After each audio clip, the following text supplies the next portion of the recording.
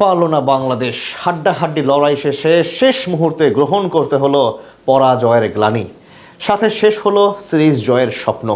Bat হাতে তানজিদ তামিমের অর্ধশতক এবং মুস্তাফিজুর রহমানের দুর্দান্ত বোলিংও বাঁচাতে পারল না টাইগারদের। বিপরীতে ওয়ানডে সিরিজের বদলা নিয়ে নিল সফরকারী ওয়েস্ট ইন্ডিজ। বাংলাদেশের এমন পরাজয় নিয়েই বাকিটা জানবো রিপোর্টে। প্রথম ম্যাচ হারার কারণে বাংলাদেশের জন্য আজ জয় পাওয়া ছিল অবধারিত।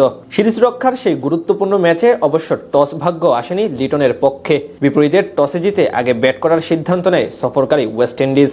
বল হাতে টাইগারদের হয়ে ইনিংস শুরু করেন তানজিম হাসান সাকিব। তার প্রথম বলেই ক্যাচ মিস করেন লিটন। সে ওভারে আসে কেবল 1 রান। দ্বিতীয় ওভারে বল করতে এসে দলকে প্রথম সাফল্য এনে দেন তাসকিন আহমেদ। তার ফুলার লেন্থের ডেলিভারি মিড অফে ক্যাচ দিয়ে বিদায় নেন ব্র্যান্ডন কিং। প্রাথমিক ধাক্কা সামলে কাউন্টার অ্যাটাকে যান প্রতিপক্ষ দুই ডানহাতি ব্যাটার শাইহোপ এবং অ্যালিক অ্যাথনাজে। দুজন মিলে দারুণভাবে সামলাতে থাকেন টাইগার বোলারদের। পাওয়ার প্লেতে আর কোনো উইকেট না হারিয়ে 50 রান তোলে ওয়েস্ট ইন্ডিজ। নবম ওভারে রিশাদ হোসেনকে তুলোধুনো করে 15 রান তোলে এই দুই ব্যাটার। মাঝে একটুর জন্য রান আউট থেকে বেঁচে যান শাইহোপ। দশম ওভারে অর্ধশতক তুলে নেন অ্যালিক অ্যাথনাজে। খানিক বাদে ক্যারিয়ারের অষ্টম 50 দেখা পান শাইহোপও। দুজনের তাণ্ডবে একসময় মনে হচ্ছিল রান যাবে 200-র উপরে, কিন্তু 12তম ওভারে বোলিংয়ে এসে ম্যাচের মোড় ঘুরিয়ে দেন বাঁহাতি নাসুম আহমেদ। দ্বিতীয় ও তৃতীয় বলে পরপর 2 উইকেট নিয়ে হ্যাটট্রিকের সম্ভাবনা সৃষ্টি করেন তিনি, যেখানে বিদায় নেন অ্যালিক অ্যাথনাজে এবং রাদারফোর্ড। এরপর ধীরে ধীরে গতি কমতে থাকে তাদের রানের চাকার। 55 রান করা শাইহোপকে বিদায় করেন মুস্তাফিজুর রহমান। 15তম ওভারে অধিনায়ক রবমান পাওয়েলের উইকেট সহ জোড়া উইকেট শিকার করেন রিশাদ হোসেন। শেষ পর্যন্ত টাইগার বোলারদের নিয়ন্ত্রিত বোলিংয়ে 149 রান তুলতে পারে ওয়েস্ট ইন্ডিজ। বল হাতে 3 উইকেট নেন মুস্তাফিজুর রহমান।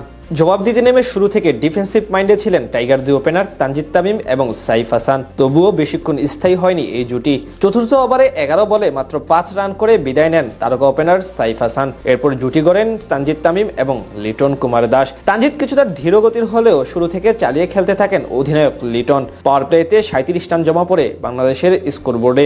এদিকে দারুণ খেলতে থাকা লিটন দাস আজও বড় করতে পারেননি নিজের ইনিংস। 13 বলে 23 রান করে আকিল হোসেনের বলে বোল্ড হয়ে বিদায় নেন তিনি। অন্যদিকে সময়ের সাথে সাথে হাত খুলে খেলতে থাকেন ওপেনার তানজিদ তামিম। শেষ 10 ওভারে 85 রান দরকার ছিল বাংলাদেশের, সেখান থেকে দায়িত্ব নিতে পারেননি তাওহিদ হৃদয়। ব্যর্থতার ধারাবাহিকতা বজায় রেখে আজ 14 বলে 12 রান করে আউট হন এই ডানহাতি ব্যাটার। এক প্রান্ত আগলে রেখে হাফ সেঞ্চুরি তুলে নেন তানজিদ তামিম। তাকে সঙ্গ দিচ্ছিলেন জাকের আলী অনিক, কিন্তু অর্ধশতকের পর মাত্র 11 রান যোগ করে তামিম বিদায় নিলে চাপে পড়ে যায় বাংলাদেশ।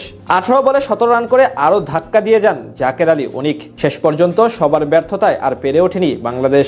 এই ম্যাচ হারার ফলে টানা 4 সিরিজ পর অবশেষে সিরিজ পরাজয়ের তিক্ত স্বাদ নিতে হলো টাইগারদের। বিপরীতে ওয়ানডে সিরিজ হারলেও টি-20তে বদলা নিয়ে নিল সফরকারী ওয়েস্ট ইন্ডিজ।